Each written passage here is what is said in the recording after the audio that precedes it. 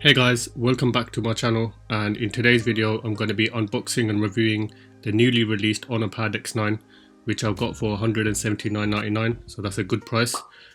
We can see here the main specs of the display, the tablet itself. So we've got quite impressive looking specs, but we're gonna jump into this unboxing and then we'll see exactly what we're dealing with. So let me just get out my little tool here to get this cellophane plastic off the box.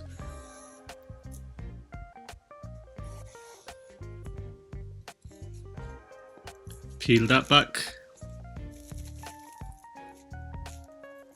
and pop the lid off here. I have to say, so far the box itself did feel like good quality, and then we got the tablet sitting on top, but we'll have a quick look inside to see what accessories we get. We've just got your usual instruction booklets and then Type-C charging cable, no charging brick, and then we have the tablet itself. Looks good so far. So let's just jump straight into design and build. So we are working with a 11.5-inch screen on this tablet. If you look over on this side, we've got the volume rocker here, and then we have the power button and one microphone. On the bottom we have two speaker grills with a charging port, two speaker grills on the side here, and then top side we have another two speaker grills, so that's a total of 6 speakers. And this is how Honor have put it. The smooth aluminium alloy texture combining the streamlined edges demonstrates the elegant style deco design. I mean, that's quite a lot of fancy words there, but we can see the camera here on the back. It's AI camera, and this is an aluminium body, so it feels quite good in the hand. You can just see here the thickness compared to an iPhone 5, and then around the front we got the selfie camera and nice uniform bezels. So let's just go straight into the display of this. So this is a 11.5 inches display, 120 Hz, it's 2K resolution, 203 ppi, which isn't really high, but still is quite nice. And I have to say, like, it's a large display, very immersive, and just using a tablet at 120 Hz is definitely very pleasing. We can see it dims quite low and then goes all the way up to 400 nits of brightness. Colors on the screen are really nice. It's obviously not your OLED, so you won't get that deep blacks, but still looks good. And then we can see here in the settings, we have two between light and dark. We have these eye comfort and sleep, so obviously it just makes the screen warmer if you want that. You can schedule it if you wanted to. We have ebook mode, which kind of just puts a grey tint to the screen. It might make it less strain on the eyes when you're reading books and stuff. You can choose from different fonts. You can choose color temperature, warm, cool, or you've got this little gradient here that you can kind of pick from. And then we have the screen refresh rate. So we have dynamic, high, or standard. I'm going to switch that one to high, but yeah, we just get an idea of some of the wallpapers that come with the tablet. You can see it's nice colors and just some examples of watching video. Obviously the main selling point of this tablet is for media consumption, and I have to say it is quite immersive and pleasant to be watching any sort of media on here. Looks really good. Here's some 4K, even though the tablet doesn't support 4K on YouTube, so to speak, only 1080p. So if we jump into performance, and if I just head over to about tablet, and we can see we're working with the Snapdragon 680 chip. We've got 4GB plus 3GB, which they're calling RAM Turbo, so that's nice to have. And then we can adjust performance mode or power saving mode in the battery settings, which allows you to just get a bit more out the tablet if you turn on performance mode. But generally with my usage, it was absolutely fine. I ran some Geekbench here, so this is just the CPU, and then You see we've got 476 and 1508 for the multi-core. And if we jump over to Wildlife Extreme on 3D markup, 122 there and 448. So here's an example of me playing Call of Duty Mobile. These are just my go-to benchmarking tests. We can see in the settings, we can change the graphic quality to very high, but I noticed if you go to very high for the frame rate will only go to medium as the highest, but that was absolutely fine. I had no problem playing the games. They ran smoothly.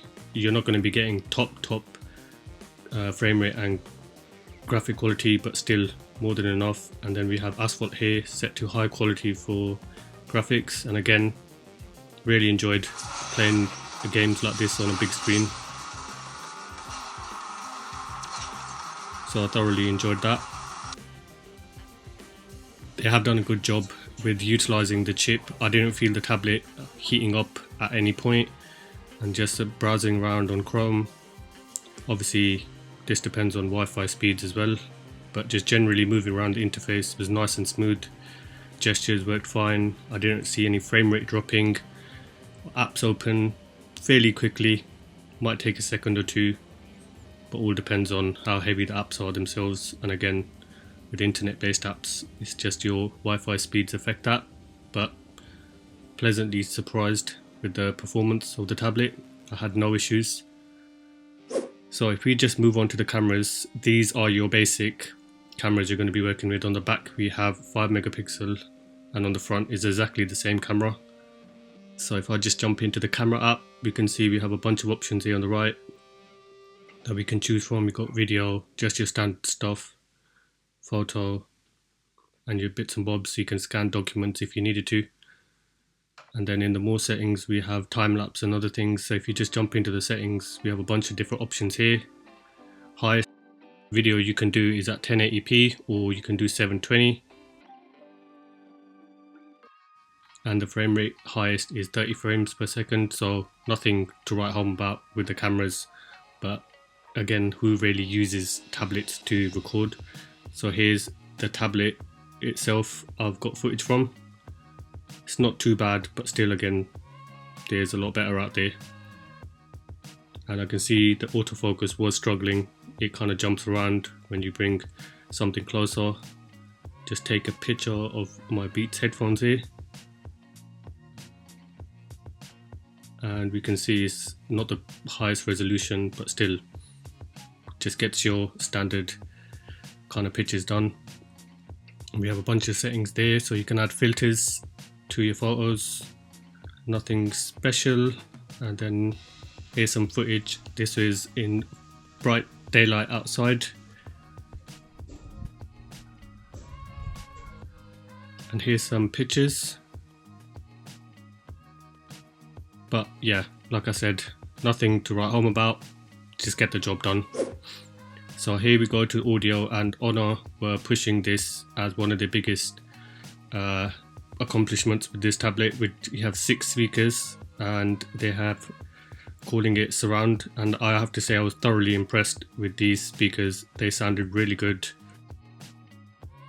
So we'll stop that one. Then you have this with AirDrop, it comes up with a similar one, and another example here was Shazam. So you have this bar come up. So it's similar to Dynamic Island, but obviously for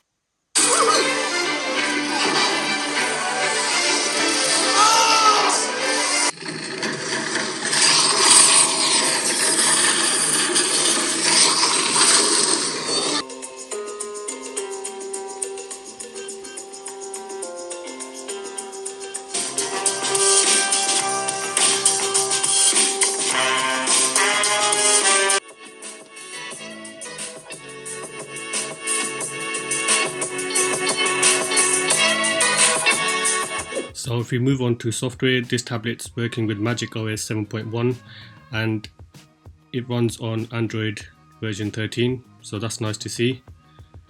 We can just see here Android 13, but I have to say the software is very akin to iOS or iPadOS, whichever one you want to look at.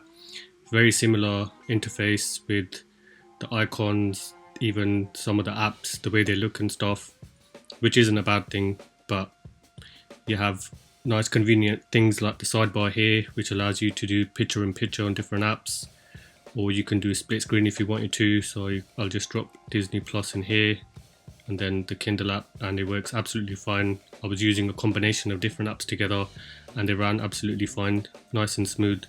So that's always nice to have. You have app drawer here, which you can change in the settings if you didn't want that. And then Honor have their own app market. Obviously it has Google Play as well, which was what I was using personally, but they have their own app store if you wanted to use. And then this is the multitasking. You have clear all, so that's convenient again. And then we have like a spotlight search. I think it's called Honor search here, so you can just jump in by swiping down anywhere on the screen. So for battery, this tablet has a 7250 milliamp battery, and I think it was more than enough. I used the tablet in my use to do my benchmarking tests, so you can see it was used heavily, and I was watching video, playing games and everything, and still battery only dropped down to 71%. But we can see here some settings that they have, and then you can have a look at each app's usage of the battery. And obviously if you want to dial in a bit more, you have your little chart here to see what app was consuming how much battery at a certain time, so that's always good to have. And this is just a quick comparison, so if you want to pause it here to see the difference between the Amazon Fire Max 11.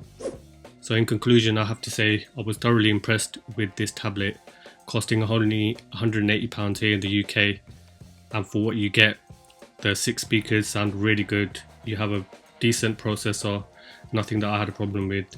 You have a very immersive display, 11.5 inches, 120 Hz, and for the price, I have to say that I was very impressed with this tablet. So I would check it out. If you want to have a look in the description, I've linked the tablet to the website so you can have a look for yourself. But for me, I'd definitely give this one a thumbs up.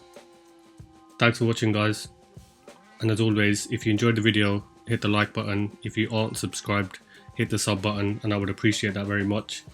And I'll see you guys in the next one. Take care.